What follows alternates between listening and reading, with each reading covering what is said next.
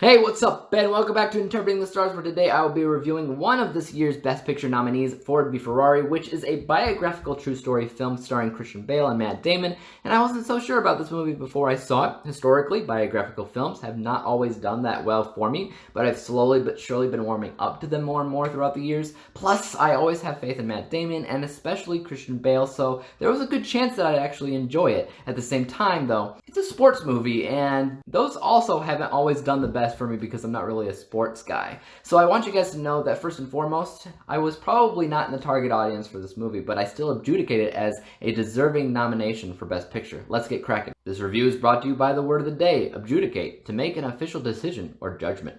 Ford v Ferrari tells the true story about two companies in the heat of battle over which one can make a better, faster racing car for an upcoming 24-hour-long race. Ford has hired car designer Carroll Shelby to lead the charge in creating the best race car imaginable, and he works with Ken Miles, a spirited driver who knows to look at the finer details of a car while driving it that others consistently miss.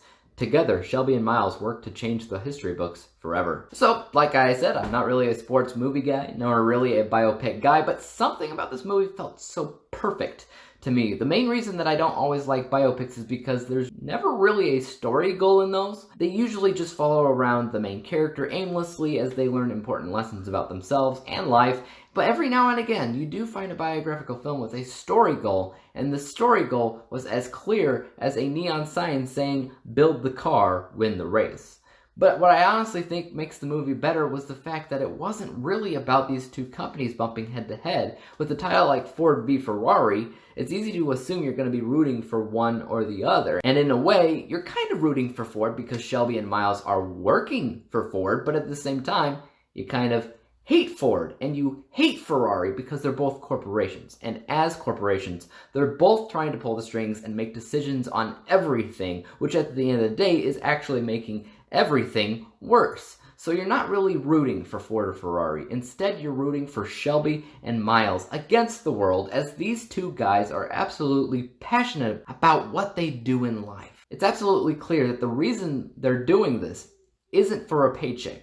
While that's helpful for their situations at home, it's not why they're building the car. They're building it because they want to, because they love cars. They love driving cars, and the journey that takes them on creates a remarkable chemistry between these two leads. And everybody does a tremendous job acting in this movie. I was constantly impressed, especially with Christian Bale, who kills it.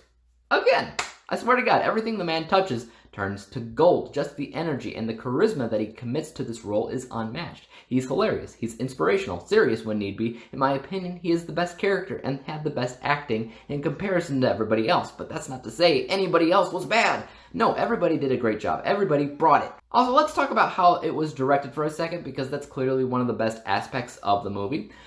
So it takes place in the 60s, and the production design itself was very good. I really believe that what I was watching was that period of time. There were things in this movie that were like realistic disadvantages because they didn't have things that we have today, which would make things a lot simpler, like computers or automatic calculations to solve problems. Also, the cinematography and the camera work, they're both top-notch. I was really engaged in the car races. I'm not even kidding. I found them all to be incredibly realistic, and because of that, the tension was up there. The sound design, the sound mixing was also really good, so I understand where its other Oscar nomination comes into play, and my sound subcategory got perfect points, but I don't really think it's actually a good contender against the others in that nominated category. I do, however, think it's realistically a great film that deserves to be in the Best Picture nominee. It's actually one of the best sports films I've ever seen. Not that I've seen a ton, but still.